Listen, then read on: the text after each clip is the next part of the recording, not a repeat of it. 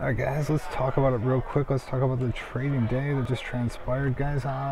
It's 3:01:47. Yeah, the trading day is still open. You know there's still another 15 minutes left, but yeah, what have we seen today? Let's just talk about the ES very quickly. And yeah, we do see here we were this morning. Let's talk about this morning. We saw that we saw that the ES was able to take out the lows of the day, guys. Was able to take out the Friday lows on the open, or sorry, Thursday lows and Friday lows on the open, and so 1, 2, 3, 4, and then a wide chop range. We did fat cran the whole thing as we came up and put in those 82s. 82s were a key area for us. And we saw 1, 2, 3, and then a spike on the open. This trend line I didn't put in until we actually traded this. Until we traded the 73. After we put in that trend line, actually we put it in back here when we traded the 66s. That's when we were able to just throw in like a trend line and say, hey, that's interesting. So we saw a spike in the morning, guys. And we did see trade all the way up into 80 halves. Paper came in buying the 77s.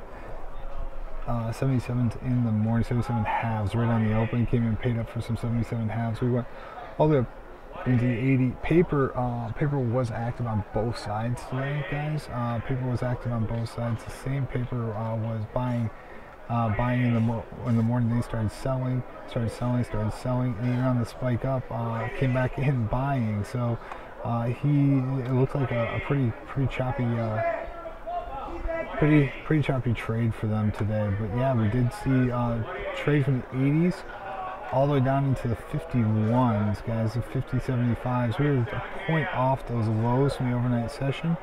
And yeah, we did see that trade down. We saw a 25-point spike higher, and then we were able to rotate all the way back down, guys. We were unable to make a new low of the day, and we started to see fairly choppy trade. But we did see there were 3 or 4 different times today that we saw 1, 2, 3, 4 times that we saw after that spike. We saw between 6 and 8.5 minute bars to the upside. And then yeah, we came in. We were able to trade around here. I was able to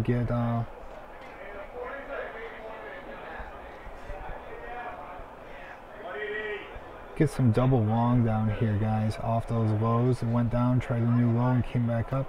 And then we got up into a key area up here, right up here into the 68s, right up here into the 66s. We did talk about that as we were trading it up there, and then we're able to get flat some of that, right?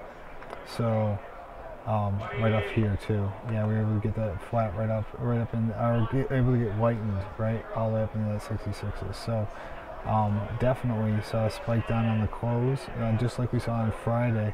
It'll be interesting to see what the overnight session brings us.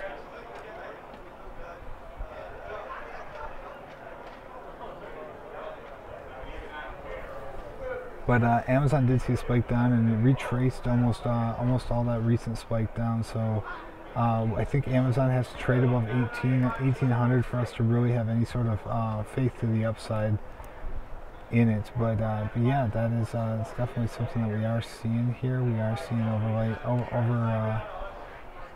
we're seeing that trade, guys. The trade continue here.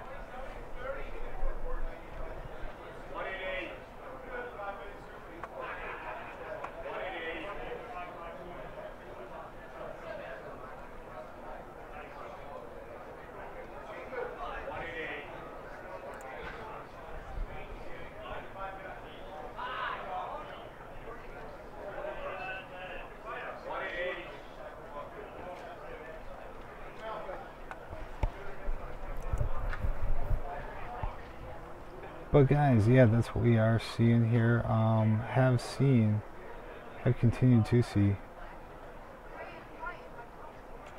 this trade develop. But yeah, guys, clearly getting choppy. We saw off that high, we saw 1, 2, 3. 3. We got a big 3 areas of balance lower, and then we moved higher. Well, I think at this point in time, guys, I think that we are. We need to go out to a much larger time frame. So let's go to a 30-minute. You can clearly see that on a 30-minute time frame, are we targeting this low? Yeah, you bet we are. That 43. You bet we're targeting it. There's no doubt about it. We tried to the 49s. We tried to the 50 halves, 50 75s today, and yeah, are we targeting that low? I think that's definitely the case.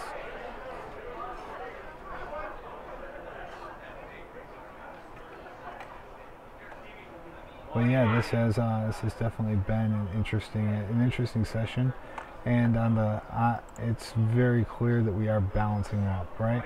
You can definitely see here that we're seeing overlapping price activity lower, and we are unable to see sustained trade above the 2780s 88x, right?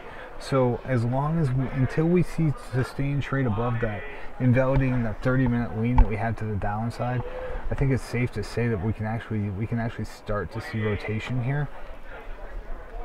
We can start to see rotation here on a, we're talking about 1, 2, 3, 4, 5, 6, 7, 8, 9. We're talking about almost 2 weeks of trade. We're talking about 9 days of trade. It's at that point, give or take, that we start to fat cran this whole thing. We start to say that's a 4-hour area balance off the lows, right? We're not ready to do it yet because we've yet to see any sort of trade that indicates that we're heading back to the upside yet. It has been since last Tuesday since we've had an up day, so it will be interesting. Will be interesting to see whether we can see some bid come back into this market. But as of current, guys, it definitely does not look like it. It definitely looks like. Definitely looks to me like we're likely to see continuation down to the downside here, unfortunately. So that is, I just wanted to bring that to your attention. I'm gonna go ahead and get rid of this, but yeah, we definitely saw wide range trade today, and we were able to get around it a couple of times. So not super amazing. Not a super amazing trading day in the way of results, but definitely something that we can get our minds around, right? So we're seeing 7 units and 7 quarters trade last.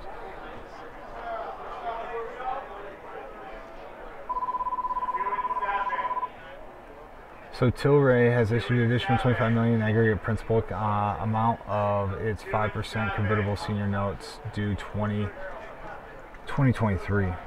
So just for you guys, for anybody who is interested in the Tilray, that did just come across. But yeah, guys, tomorrow I expect. I was actually pretty happy. We had seen sort of a higher highs, higher lows situation until the close, until we saw that selling come into the close. Throughout the day we had continued to see higher lows, and since that spike we had continued to see higher highs. That was a nice proposition that we were starting to see there, and yeah, I'd love to see that continue, but for the time being it looks like it's a little difficult. To be completely honest with you, it looks like it's a little difficult to get anything going to the upside, just like we talked about, just like we did talk about previously. So we have seen for the last 9 days, 10 days, guys, we've seen continued selling through here.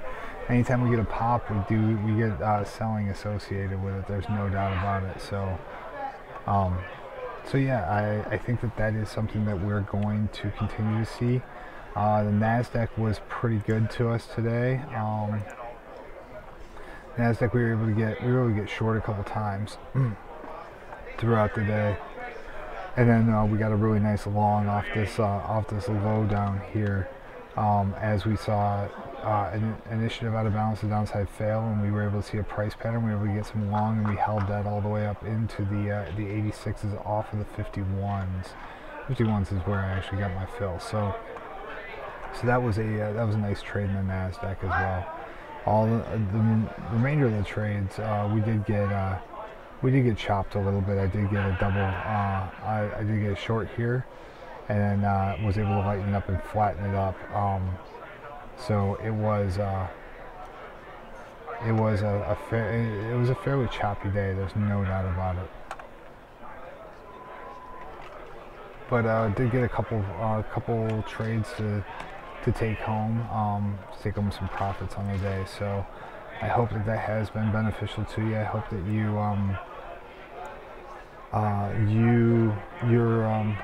you're able to see kind of the ideas behind the auction market theory and how it's traded here in the ES and here down in the pit, guys. How the trade in the pit does influence our leans and our trade here. It did get very, very choppy, and I did get a question from one of my subscribers that I would love to address. This question was regarding, so when we were in a chop, that was back here, guys. Let me just go full screen for you so you can see it. Yeah, when we're back here in this chop, how did I have the psychological capital, right, in order to start looking for longs and shorts, into this wide range chop? Like, how did I do it, right? And I think that I think it definitely gets tricky. I think that there's definitely some interest in the trade in order to be able to position properly for the longer term. However, I find personally that into chop zones, that those are some of my better trades, because I find that into chop zones, it's bound to break one way or the other. When it breaks, I love to be able to be sitting on a good position from lower. And if it breaks against me, I have a great place to be considering lightening up and flattening up my trade completely. So it does give me, because chop zone is usually, so we talk about how sideways trade usually leads to vertical trade, right? And trade to the downside will lead it to chop. And then we'll see a big spike up. As we're spiking up, it is definitely something that we want to be paying attention to. We're likely to see continuation, because continuation is more likely than change. But guys, those are the bells in the background. That's the 315 bell, guys. Down 1190, guys. Down 1190 in the pit. Down 11.5 on the ESZ8. So I hope you guys have a wonderful night. I'm more than happy to discuss some of those ideas that we touched on and during the regular trading hours. Just don't hesitate to hit me up on Hoi Soy on FutureSquawk on Twitter, and it would be great to be able to meet anyone who has any questions. Want me to send me a message, and I would love to see. Love to have a chance to speak with you. I hope you had a wonderful, successful trading day. Those of us here had a good time, and hopefully you do as well. You did as well. So we'll see you tomorrow, guys. We do have a whole bunch of Fed speakers tomorrow, and not a lot of we do have some 4-week and 8-week bills, I believe, that we're going to be talking about tomorrow, the 23rd.